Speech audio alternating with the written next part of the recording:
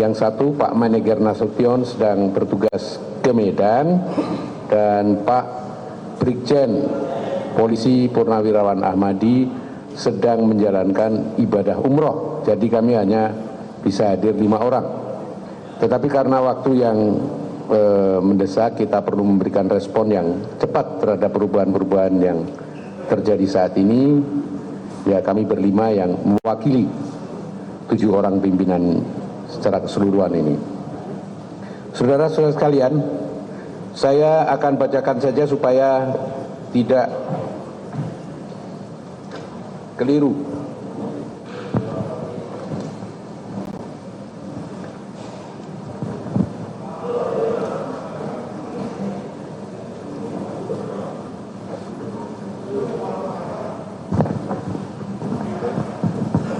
Saudara-saudara kalian, berkaitan dengan vonis kepada Barada Richard Eliezer yang sudah diputuskan oleh hakim pada tanggal 15 Februari 2023, kami dari Lembaga Pelindungan Saksi dan Korban menyampaikan hal-hal sebagai berikut.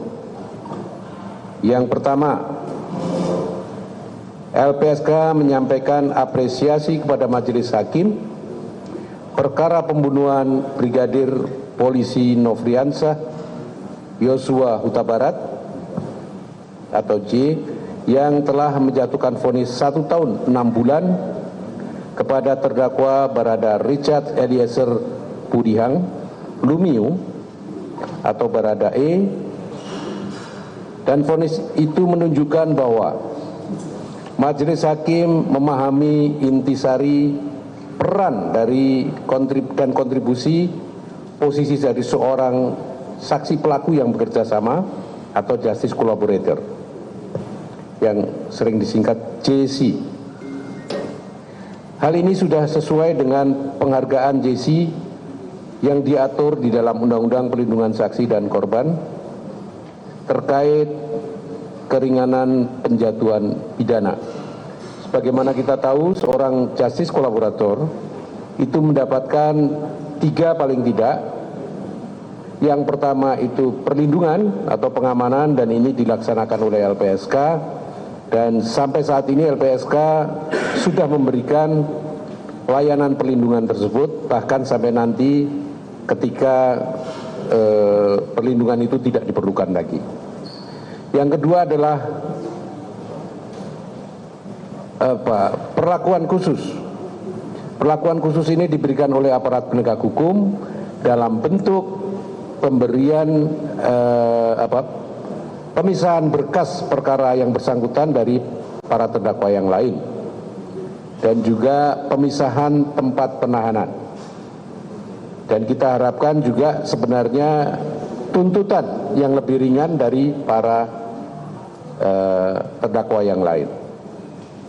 Kemudian yang ketiga adalah pemberian penghargaan, dan ini adalah haknya atau kewajiban dari seorang hakim untuk memberikan penghargaan kepada seorang justice collaborator, dalam hal ini Eliezer, dan alhamdulillah sebagaimana kita ketahui hakim sudah memberikan hukuman dengan pertimbangan-pertimbangan yang merujuk pada Undang-Undang Perlindungan Saksi dan Korban, dan juga rujukan-rujukan lain termasuk masukan-masukan dari masyarakat sipil lainnya. Oleh karena itu, saya mewakili LPSK menyampaikan penghargaan yang setinggi-tingginya kepada Majelis Hakim yang telah memberikan putusan sangat progresif kepada justice collaborator yang dilindungi oleh LPSK dalam bentuk hukuman 1 tahun 6 bulan.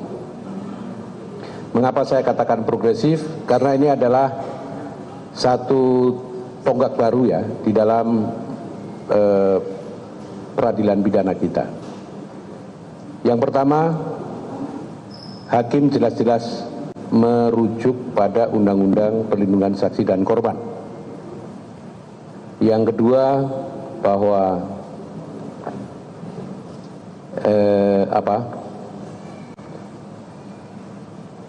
Sebagaimana kita tahu sebelumnya kita dengar istilah dilema hukum. Dilema hukum yang saya tangkap itu kurang lebih begini. Eliezer ini barangkali memang dianggap sebagai justice collaborator, tetapi ada hukum yang harus diterapkan pada yang bersangkutan. Sehingga kita melihat tuntutan yang diberikan oleh jaksa itu 12 tahun pada waktu itu. Nah, tentang dilema hukum ini saya cukup memberi catatan bahwa memang Undang-Undang Perlindungan Saksi dan Korban ini adalah termasuk paradigma baru di dalam sistem peradilan pidana kita, juga justice kolaborator yang menjadi subjek baru yang bisa dilindungi oleh LPSK yang diatur di dalam Undang-Undang Perlindungan Saksi dan Korban. Ini adalah hal baru yang tentu belum bisa dipahami dengan sempurna oleh semua pihak. Tapi dalam hal ini hakim dengan sangat progresif telah memberikan putusan berdasarkan salah satunya pasal yang ada di dalam Undang-Undang Perlindungan Saksi dan Korban. Ini adalah tonggak sejarah baru. Yang lainnya, sebelumnya kita mendengar ada keraguan, apakah betul Eliezer ini pantas disebut sebagai justice collaborator? Karena apa? Karena justice collaborator ini biasanya kan diberikan pada pelaku untuk kasus-kasus tindak pidana yang berdimensi kolektif, yang organized crime lah, seperti korupsi, narkotika, atau tindak pidana perdagangan orang misalnya. Tetapi di dalam Undang-Undang Nomor 13 2006 yang sudah diubah menjadi Undang-Undang Nomor 31 Tahun 2014 dinyatakan bahwa selain tindak pidana yang tadi saya sebutkan, tindak pidana lain yang ditetapkan oleh LPSK. Jadi setelah kami melakukan investigasi, assessment dan sebagainya, ketika Eliezer mengajukan permohonan sebagai justice collaborator, itu kami lakukan dan kami koordinasikan dengan aparat penegak hukum, apakah betul dia bukan pelaku utama, karena ini salah satu syarat sebagai justice collaborator. Kemudian kita dalami apakah keterangan dari Eliezer ini signifikan di dalam proses peradilan nantinya, dan kami melihat memang sangat signifikan. Kami kemudian dengan firm menyatakan bahwa Eliezer patut diberikan perlindungan sebagai justice collaborator.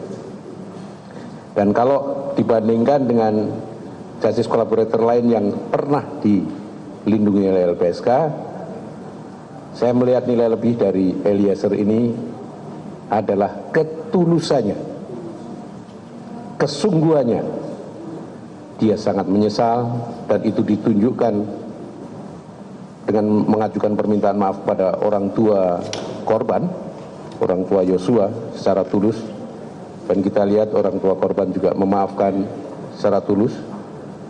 Saya sampaikan titipan dari Eliezer kepada kedua orang tua Yosua, terima kasih atas pemberian maaf yang tulus ini.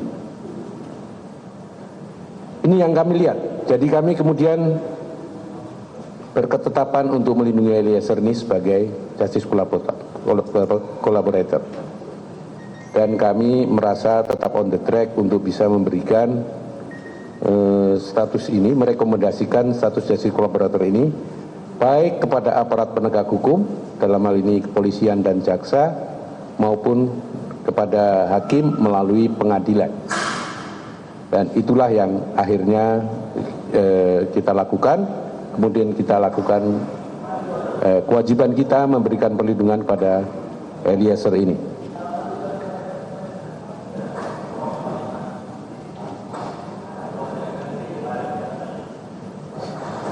Saudara-saudara sekalian, penghargaan juga kami sampaikan pada pihak kejaksaan melalui Kejaksaan Agung, dan terutama kepada para jaksa penuntut umum yang sudah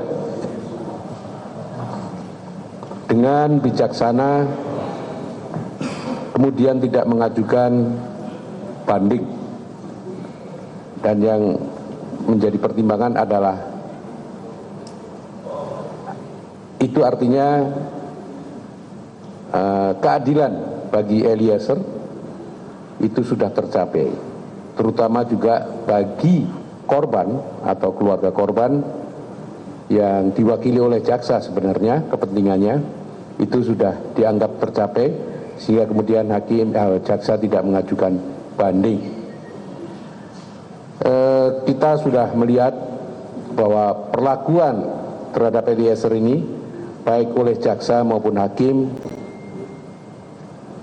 pada dasarnya sudah memperlakukan Eliezer ini sejak awal sampai akhir seperti layaknya memperlakukan seorang justice collaborator,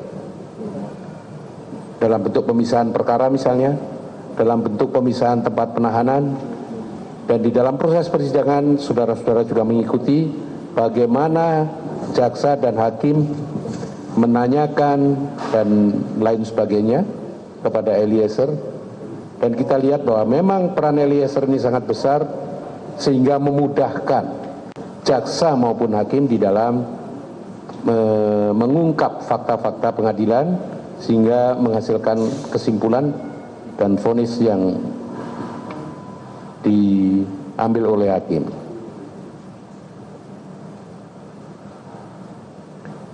Kita harapkan keputusan hakim juga model yang dilakukan oleh kejaksaan dalam memperlakukan Eliezer sebagai justice kolaborator ini nantinya akan bisa menjadi role model bagi penegakan hukum di masa depan, terutama yang melibatkan adanya seorang justice collaborator. Sejak awal, justice collaborator memang harus mendapatkan hak-haknya, baik hak perlindungan oleh LPSK, perlakuan khusus dari aparat penegak hukum, dan akhirnya memperoleh penghargaan dari hakim sebagai putusan keringanan hukuman yang layak bagi para justice collaborator. Nah, LPSK juga masih harus melakukan perlindungan kepada Eliezer ini, baik setelah inkrah dengan banding yang tidak dilakukan oleh jaksa. Ini kan putusan sudah inkrah bagi Eliezer, tetapi masih ada kewajiban LPSK untuk tetap mengawal, melindungi, dan memberikan pengamanan kepada Eliezer. Nantinya kalau Eliezer ini ditempatkan di lapas sebagai seorang narapidana, LPSK tetap harus menjamin keamanan dan juga rasa aman dari Eliezer ini. Oleh karena itu kami akan segera berkoordinasi dengan Dirjen PAS di Kemenkumham dan juga dengan Kalapasnya tentu, di mana nanti di Eliezer ini akan ditempatkan untuk mendiskusikan teknik-teknik perlindungan dan juga hal-hal lain dalam mengamankan Eliezer ini. Yang ketiga, kepada pihak Polri, kami juga menyampaikan apresiasi yang sangat tinggi karena kita sudah menunjukkan kolaborasi, kerjasama yang demikian baik di dalam penanganan kasus ini, terutama yang menyangkut Eliezer sebagai justice collaborator. Memang sampai saat ini Eliezer ditempatkan di rumah tahanan Barreskrim, dan tentu saja kesediaan kepolisian negara dalam hal ini Barreskrim untuk bekerja sama dan berkolaborasi dengan LPSK sangat membantu tugas LPSK di dalam rangka memberikan pelayanan perlindungan kepada Eliezer ini. Oleh karena itu kami juga mengucapkan terima kasih fasilitasi rutan yang cukup baik buat Eliezer ini, dan juga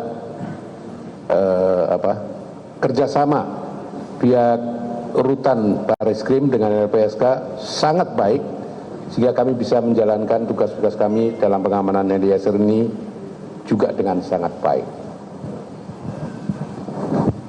Saya kira pengantar saya itu saja dulu, nanti akan disambung oleh rekan-rekan yang lain sebelum kita buka forum diskusi. Demikian, terima kasih Saudara Ruli. Ya, terima kasih Pak Ketua. Boleh Bu Susi untuk dilanjutkan? Ya, terima kasih Mas Ruli, Pak Ketua. Selanjutnya kami juga LPSK menyampaikan terima kasih dan apresiasi kepada tim kuasa hukum Richard Eliezer dalam posisinya sebagai justice kolaborator yang telah memperjuangkan hak-hak Baradae atau Richard Eliezer sebagai tersangka atau terdakwa dalam perkara pembunuhan Joshua. Peran tim kuasa hukum ini sangat penting untuk mengawal proses hukum dalam posisinya Richard Eliezer sebagai pengungkap fakta di kasus pembunuhan dan obstruction of justice. Selanjutnya juga kami apresiasi juga kepada masyarakat luas, apresiasi kepada kelompok masyarakat sipil dan akademisi yang telah menyampaikan dukungannya melalui amicus curiae atau sahabat peradilan pada majelis hakim dalam rangka memastikan penghargaan justice kolaborator sebagaimana diatur di dalam Undang-Undang Perlindungan Saksi dan Korban Undang-Undang Nomor 31 Tahun 2014. Apresiasi kepada masyarakat luas dan insan pers yang telah memberikan dukungan dalam pemenuhan hak-hak Richard Eliezer sebagai justice kolaborator.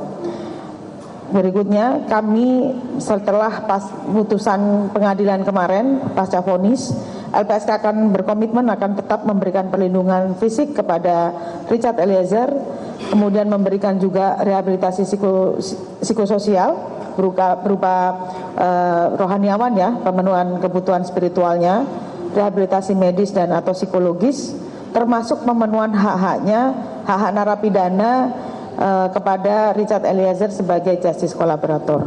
Terima kasih Mas Rudi, nanti dilanjutkan. Iya, terima kasih Bu Susi. Padat, jelas. Dilanjut Pak Anton. Baik, terima kasih Mas Ruli. Teman-teman media, saya ingin menyampaikan tentang perlunya penguatan perlindungan JC ke depan. Ada dua bagian yang ingin saya sampaikan. Pertama mengenai rutan atau rumah tahanan JC, dan kedua tentang regulasi yang berkaitan dengan JC. Mengenai rutan justice kolaborator, LPSK memerlukan dukungan dari Menkumham agar LPSK dapat mengelola rutan atau lapas JC supaya dapat memberikan penanganan khusus bagi penahanan JC berupa pemisahan penahanan secara maksimal. Sebagaimana teman-teman ketahui, hak JC itu secara garis besar ada dua. Pertama adalah tentang penanganan khusus, yang kedua adalah tentang penghargaan. Nah, penanganan khusus itu salah satunya adalah penanganan di tempat rumah tahanan. Yang kedua mengenai regulasi. Pertama, LPSK mengapresiasi Menteri Hukum dan HAM yang telah menerbitkan Permenkumham nomor 7 tahun 2022 tentang syarat dan tata cara pemberian remisi, asimilasi, cuti mengunjungi keluarga, pembebasan bersyarat, cuti menjelang bebas, dan cuti bersyarat. Dalam Permenkumham ini diatur bahwa pemenuhan hak narapidana JC harus didasarkan rekomendasi dari LPSK. Tentu ini adalah produk hukum yang semakin memberikan legitimasi dan legalitas tentang justice kolaborator itu. Yang kedua, sejak 2 tahun lalu, pemerintah beserta LPSK tengah membahas peraturan turunan terkait perlindungan JC. Peraturan ini diharapkan dapat segera disahkan agar tidak terdapat perbedaan pandangan di antara aparat penegak hukum dalam penanganan JC. Begitu pula praktek perlindungan JC dalam kasus Eliezer diharapkan dapat diadopsi pada peraturan.